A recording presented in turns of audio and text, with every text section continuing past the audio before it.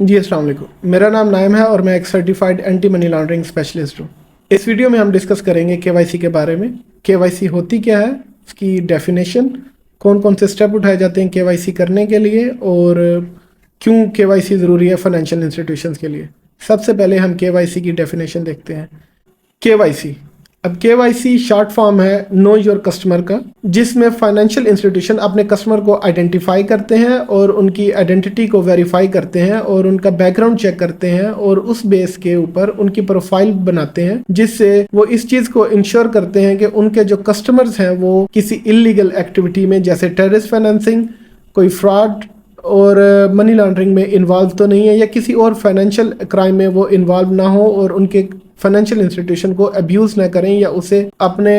Illegal purpose کے لیے use نہ کریں۔ کے وائی سی کا مقصد اپنے کسٹمر کو آئیڈینٹیفائی کرنا، ان کی رسک پروفائلنگ کرنا، اور اس کے ساتھ ساتھ اگر ان کے کسٹمر فیوچر میں کسی انلیگل ایکٹیویٹی میں ملوث پائے جائیں یا اس کے اوپر ڈاؤٹ ہو تو انہیں متعلقہ ادارے کو یا ایف آئی یوز کو رپورٹ کرنا شامل ہے۔ تو کیونکہ ایف آئی یو کو رپورٹ کر رہے ہیں تو اس کے لیے انہیں تمام معلومات اس کسٹمر کی پرووائڈ کرنا لازمی ہے۔ اگر ان کے پاس کسٹمر کی انفارمیشن ہوگی تو اسے آئیڈینٹیفائی کرنا اور انویسٹیگیٹ کرنا، اور اس کے بعد اس کسٹمر کو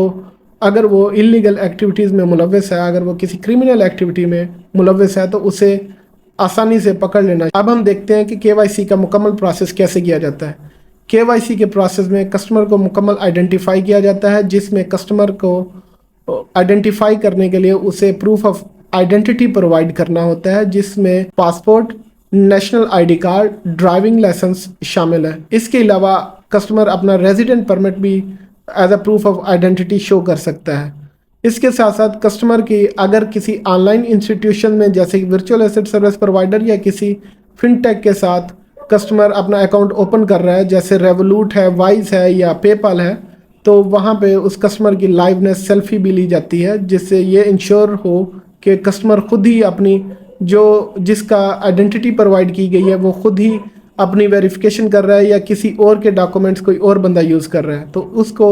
انشور کرنے کے لیے لائیونیس سیلفی بھی لی جاتی ہے تاکہ کل کو بندہ یہ کلیم نہ کرے کہ یہ میں نہیں تھا یا میرا ڈاکومنٹ کسی اور نے یوز کیا۔ تو اس چیز کو انشور کرنے کے لیے لائیونیس سیلفی بھی ہوتی ہے، اور اسی طرح اگر بینکس میں جائیں تو آپ کی وہاں پہ لائیو پکچر بھی لی جاتی ہے اور ساتھ میں بایو میٹرک بھی ہوتی ہے، جس سے آپ کے تھم امپریشن وغیرہ لیے جاتے ہیں تاکہ آپ کا ریکارڈ بھی چیک ہو جو بینک گورنمنٹ کے ساتھ لنک ہوتا ہے۔ اس کے ساتھ ساتھ پروف آف ایڈریس کسٹمر کا ویریفائی کیا جاتا ہے کہ کسٹمر واقعی کسی جگہ پہ رہ رہا ہے، اور اس کے لیے ڈفرینٹ یوٹیلیٹی بلز ہو سکتے ہیں یا پھر بینک سٹیٹمنٹ کسی اور بینک کی، وہ بھی as a proof of address use ہو سکتی ہے۔ ان ڈاکومنٹس کی ایکسپائری ڈیٹ کو بھی دیکھا جاتا ہے، جیسے کہ پروف آف آئیڈینٹی کے ڈاکومنٹس ایٹ لیسٹ 1 منتھ ان کی ایکسپائری ڈیٹ ہونی چاہیے۔ اگر ان کی ایکسپائری ڈیٹ 1 منتھ سے زیادہ ہے تو وہ ایکسیپٹیبل ہوں گے، اگر ان کی ڈیٹ 1 منتھ سے کم ہے تو وہ ایکسیپٹیبل نارمل حالات میں تو نہیں ہوتا، لیکن ان اسپیسیفک سچویشن یا کسی بھی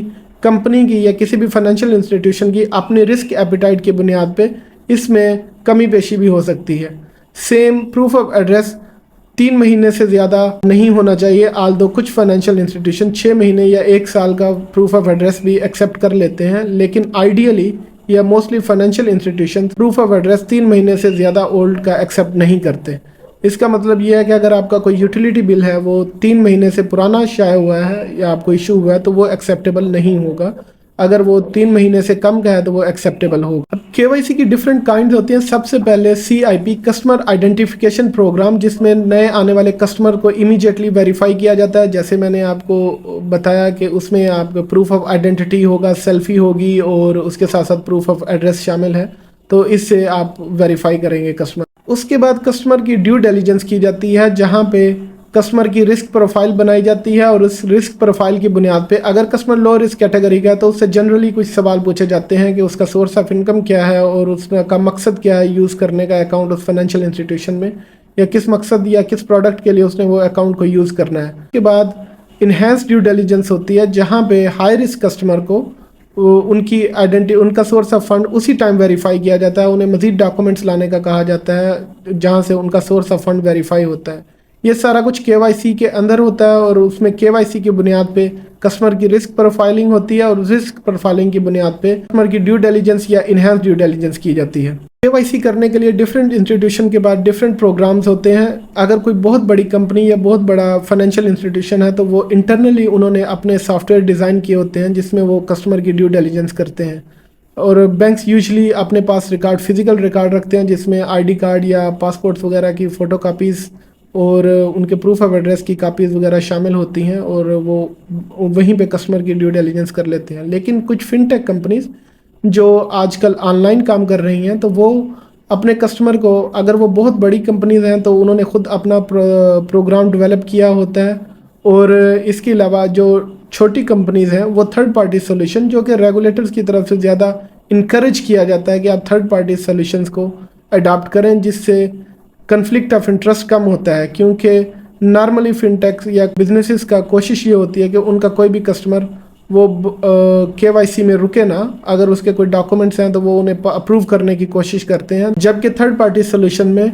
اس طرح کی فلیکسیبلٹی زیادہ تر بہت زیادہ پاسبل نہیں ہوتی۔ ایک خاص حد تک آپ اسے فلیکسیبل آپ چیزوں کو کر سکتے ہیں، لیکن جیسے آپ فورج ڈاکومنٹ یا اس طرح کی کوئی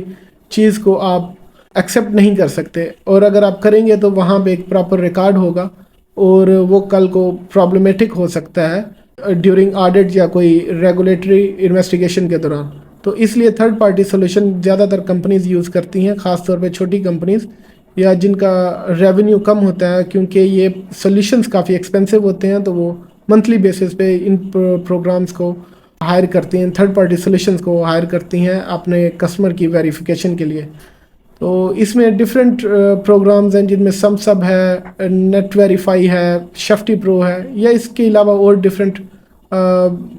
ریجنل بھی ہیں اور ڈفرینٹ کنٹریز کے اپنے لوکل تھرڈ پارٹی سولوشنز بھی ہیں جو اس کنٹری کو فوکس کرتے ہیں۔ تو یہ سارے تھرڈ پارٹی سولوشن میں شامل ہیں۔ کمپنیز کے ان KYC پروگرام یا کسٹمر آئیڈینٹیفیکیشن پروگرام اور تھرڈ پارٹی سولوشن میں ایک اور ایڈوانس فیچر ہوتا ہے جس میں وہ کسٹمر کا بیک گراؤنڈ چیک کرتے ہیں، جس میں اس چیز کو انشور کیا جاتا ہے کہ کسٹمر کا کوئی ایڈورس میڈیا یا نیگیٹو میڈیا یا اس کے خلاف کوئی نیگیٹو نیوز جو فائنینشیل کرائم کے ریلیٹڈ ہے وہ تو اویلیبل نہیں کوئی، یا کسٹمر کسی فائنینشیل کرائم یا منی لانڈرنگ یا ٹیررسٹ فائنینسنگ کی ایکٹیویٹی میں کہیں کسی صورت میں ملوث تو نہیں پایا گیا یا اس کے خلاف کوئی ایلیگیشنز تو نہیں ہیں۔ اور اس کے ساتھ ساتھ پیپ یعنی پولیٹیکلی ایکسپوز پرسن، جس کے بارے میں ہم آنے والی ویڈیو میں ڈسکس کریں گے، وہ تو شامل نہیں ہے، وہ بندہ پیپ یا پولیٹیکلی ایکسپوز پرسن تو نہیں ہے۔ تو یہ ساری چیزوں کو انشور بیک گراؤنڈ چیک کے ذریعے کیا جاتا ہے بیسڈ آن دا انفارمیشن جو پرووائڈ کی جاتی ہے کسٹمر کے تھرو، اس کے پروف آف آئیڈینٹی اور پروف آف ایڈریس کی بنیاد پہ۔ تو ان چیزوں کو بھی چیک کیا جاتا ہے تھرڈ پارٹی سولوشن۔ آج کے لیے اتنا ہی، ملتے ہیں آپ سے نیکسٹ ویڈیو میں، اپنا خیال رکھیے گا، اللہ حافظ۔